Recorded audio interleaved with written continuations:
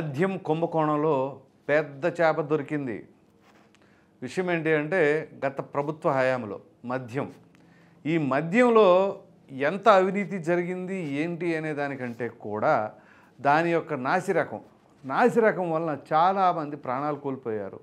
మరి కొంతమంది అయితే పిచ్చి పిచ్చిగా మాట్లాడుతూ ఉన్నారు అని చెప్పేసి ఆ యొక్క మద్యం ప్రేమికులు కావచ్చు, ఆ కుటుంబ సభ్యులు కావచ్చు, వాళ్ళు ఆవేదన చెందుతూ ఉన్నారు. అయితే అసలు 2019 నుంచి 24 మధ్య అటువంటి పిచ్చి బ్రాండ్లన్నీ ఎందుకు వచ్చినాయి, మరి ఆ పిచ్చి బ్రాండ్లు వెనకాల ఉన్న వ్యక్తులు ఎవరు అని చెప్పేసి మాట్లాడుకోవాల్సి వస్తే మామూలుగా నామినేటెడ్ పదవులని అవని ఇవని ఉంటాయి కదా. సో అలాగే బెవరేజెస్ కార్పొరేషన్ ఎండీగా ఉన్నటువంటి ఎవరు వాసుదేవరెడ్డి గారు 2 నెలలుగా ఆయన అసలు ఎక్కడున్నాడు, ఏమైపోయాడు ఎవరికి తెలియట్లా. మొత్తానికి నిన్న పోలీసులకి దొరికారు. సో ఈ క్రమంలో అసలు ఇప్పుడే కథ మొదలైంది. ఏంటి అంటే ఈ మద్యానికి సంబంధించి అసలు ఏం జరుగుతుంది అని అంటే, ఎప్పుడైతే 2019 నుంచి 24 మధ్య జగన్మోహన్ రెడ్డి గారు అధికారంలో ఉండగా ప్రధానంగా ఆయన అధికారంలోకి వచ్చిన 2-3 నెలలకే అనుకుంటా బ్రాండ్లన్నీ మారిపోయినాయి. డిస్టిలరీస్ అన్నీ కూడా అప్పుడు దాకా ఎవరెవరి పేరు మీద ఉన్న డిస్టిలరీస్ అన్నీ కూడా వైసీపీ వాళ్ళ చేతుల్లోకి వెళ్ళిపోయినాయి. బెదిరించారంట, కొంతమందిని భయపెట్టారంట, అనేక రకాలుగా ఇబ్బందులు పెట్టారంట. సో మొత్తానికి ఆ డిస్టిలరీస్ అన్నీ కూడా చేజిక్కించుకున్నారు అనే ఆరోపణలు కూడా ఉన్నాయి. సో ఈ క్రమంలో అసలు ఈ మద్యం ఏంటి, ఆ బ్రాండ్లు ఎవరికైనా తెలుసా? స్పెషల్ స్టేటస్ అంట, ప్రెసిడెన్షియల్ మెడల్ అంట, ఏంటేంటో బ్రాండ్లు వచ్చేసినాయి. సరే, ఆ బ్రాండ్లు వస్తే వచ్చినాయి, ధరలు అధికంగా చేశారు. 50 రూపాయలు 60 రూపాయలు ఉండే చీప్ క్వార్టర్ 150 రూపాయలు చేశారు. పేరుకే 150 రూపాయలు. 150 రూపాయలకి మద్యం దొరకదు. మళ్ళీ 200 బాటిల్. పోనీ ఎవడైనా సరే ఆ మద్యం సేవించేవాళ్ళు ఒక క్వార్టర్ తాగి ఇంకొక గంటకి ఇంకొక క్వార్టర్ తాగుదాం అనుకున్నప్పుడు అసలు ఆ బ్రాండ్ కనపడదు. ఆశ్చర్యకరమైన వ్యవహారం. సరే, వాళ్ళ ఇబ్బందులు వాళ్ళు పడుతున్నారు అని అనుకుందాం. ఓ ప్రక్కన ఆరోగ్యం నాశనం అయిపోయి, మరో ప్రక్కన ఆర్థికంగా కుదేలైపోయి, ఇది ఒక పరిస్థితి. ఇదంతా ఒక ఎత్తు అయితే, సొమ్ము పోయే శని బట్టి అనేలాగా ఇంకొన్ని కొంచెం ప్రీమియం బ్రాండ్స్ అనమాట. అదేంటి అంటే బాటిల్ మాత్రం బ్రహ్మాండంగా మంచి హై ప్రొఫైల్ కంపెనీ లాగా ఉంటుంది. లోపల మద్యం మాత్రం ఏదైతే చీప్ మందు ఉంటుందో అదే క్వాలిటీతో ఉంటుందట. సో 2000 రూపాయల ఫుల్ బాటిల్లో అదే చీప్ క్వాలిటీ మందు, బాటిల్ మాత్రం బ్రహ్మాండంగా ఉంటుంది, బ్రాండ్ అలాగే కనపడుతూ ఉంటుందంట. సో దీనికి గల కారణం ఏంటి? ఇన్ని అక్రమాలు జరిగినాయి అంటే ఈ మద్యానికి సంబంధించి. ఇదంతా ఒక ఎత్తు. మరలా పేమెంట్స్, డిజిటల్ పేమెంట్ ఎక్కడైనా ఉన్నదా? లేదు. అంతా లిక్విడ్ క్యాషే అనమాట. ఎంత సేల్ చేస్తున్నారో తెలీదు, ఎంత స్టాక్ వస్తుందో తెలీదు. పైగా స్టాక్ పాయింట్ డైరెక్ట్గా వైన్ షాప్గా వస్తుందంట ఆ డిస్టిలరీస్ నుంచి. ఈ మధ్యలో స్టాక్ పాయింట్ లేదు, డిస్ట్రిబ్యూటర్ లేడు, ఎవడు లేడు. సో అలా ఎంత వస్తుంది, ఎంత సేల్ చేస్తున్నారు, ఏం జరుగుతుంది? సో దీని వలన మరి ప్రజలకు ఎంత నష్టం జరుగుతుంది? ప్రభుత్వానికి రావాల్సిన ఆదాయం కూడా పోతుంది కదా. అదేమిటి అంటే ప్రభుత్వం డైరెక్ట్గా అమ్మేస్తుంది అన్నారు, మంచిదే.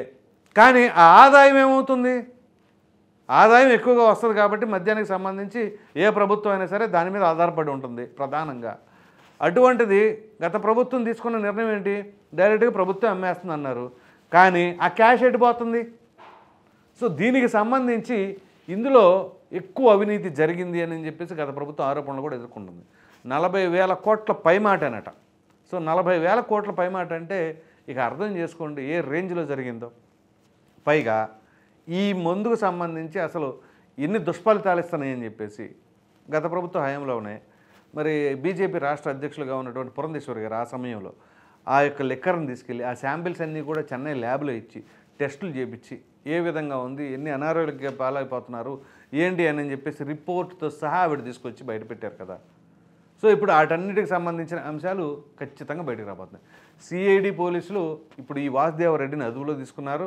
సో ఇప్పుడు ఆయన ఇచ్చే వాంగ్మూలం ఏ విధంగా ఉండబోతుంది, ఇక వైసీపీ నాయకులు ఎటువంటి వాళ్ళు బయటికి రాబోతున్నారు?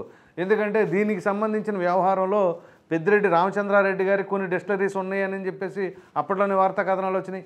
అలాగే విజయసాయిరెడ్డి గారికి సంబంధించిన కొన్ని డిస్టిలరీస్ ఉన్నాయని చెప్పేసి వార్తా కథనాలు వచ్చినాయి. ప్రధానంగా పెద్దిరెడ్డి గారి పేరైతే బాగా వినిపించింది. సో మీరు కనుక గమనిస్తే ఢిల్లీ లిక్కర్ స్కామ్ తెలుసు కదా, 100 కోట్ల కుంభకోణం. సరే, అది 100, 1000 తర్వాత విషయం. కానీ ఢిల్లీ లిక్కర్ స్కామ్ 100 కోట్ల కుంభకోణంలో ఇప్పుడు మాజీ ముఖ్యమంత్రి, తెలంగాణ మాజీ ముఖ్యమంత్రి కేసీఆర్ గారు కుమార్తె అందులో ఉన్నారని చెప్పేసి ఇప్పటికీ బెయిల్ రావట్లేదు కదా. సిసోడియా గారు ఏదైతే ఢిల్లీ డిప్యూటీ సీఎం ఆయన కూడా ఎంతకాలం జైల్లో ఉన్నారు. సో 100 కోట్ల ఢిల్లీ లిక్కర్ స్కామ్లోనే ఆ విధంగా కేసులు ఫేస్ చేస్తుంటే మరి ఇప్పుడు ఆంధ్రప్రదేశ్లో ఒకవేళ 40,000 కోట్లు, సరే అది 100 కోట్లైనా 40,000 కోట్లైనా ఖచ్చితంగా ఉంటుంది. కాకపోతే దీనిలో ఏ రకమైన వ్యవహారం ఉన్నది, డైరెక్ట్గా ప్రభుత్వమే ఇన్వాల్వ్ అయిపోయి ఆ విధంగా స్కాములు చేసింది అని కనుక వాంగ్మూలాల్లో బయటపడితే ఏం జరగబోతుంది? ఖచ్చితంగా అరెస్టులు ఉంటాయి ఈ మద్యంకు సంబంధించిన వ్యవహారంలో. సో అది ఎంత పెద్ద తలకాయలైనా కానీ వెనకాల ఎవరున్నారన్నది చెప్పేసి అయ్యో కనుక ఆధారాలతో సహా నిరూపితమైతే మాత్రం ఇది సాదాసీదా వ్యవహారం కాదు. ఈ మద్యానికి సంబంధించిన కుంభకోణం బీభత్సంగా జరిగింది అని చెప్పేసి అన్నారు ఎవరు ప్రతిపక్షాలు, అప్పట్లో ప్రతిపక్షంగా ఉన్న చంద్రబాబు నాయుడు గారు కావచ్చు, పవన్ కళ్యాణ్ గారు కావచ్చు. అలాగే వీళ్ళు అధికారంలోకి రాగానే ఈ యొక్క మద్యానికి సంబంధించిన పాలసీలు మారుస్తాము, ధరలు తగ్గిస్తాము, నాణ్యత పెంచుతాము అని చెప్పేసి అన్నట్లుగానే రేపు అక్టోబర్ 1వ తేదీ నుంచి ఆ ప్రక్రియ ప్రారంభమవుతుంది అని చెప్పేసి ఆల్రెడీ ప్రభుత్వం తరపు నుంచి వార్తలు వస్తూ ఉన్నాయి. సో ఈ క్రమంలో ఇప్పుడు ఈ మద్యం సంబంధించిన వ్యవహారంలో కనుక ఆధారాలు దొరికితే పరిస్థితి ఏంటి, ఎలా ఉండబోతుంది? ఒకవేళ ఇందులో జగన్మోహన్ రెడ్డి గారి ప్రమేయం కూడా ఉన్నది పై స్థాయిలో అని చెప్పేసి అంటే ఆ యొక్క శాఖ జగన్మోహన్ రెడ్డి గారికి కూడా తగులుతుంది అని చెప్పేసి వార్తా కథనాలు వస్తున్నాయి. మరి ఈ క్రమంలో ఏదైతే మద్యం అతి పెద్ద కుంభకోణం, ఓ విధంగా చెప్పాలి అంటే ప్రభుత్వం మారటానికి ఇది కూడా ఒక ప్రధానమైన కారణమే. చాలామంది మద్యం సేవించేవాళ్ళు, సుమారుగా రాష్ట్రంలో 30 లక్షల మంది డైలీ మద్యం సేవించే వాళ్ళు ఉన్నారట.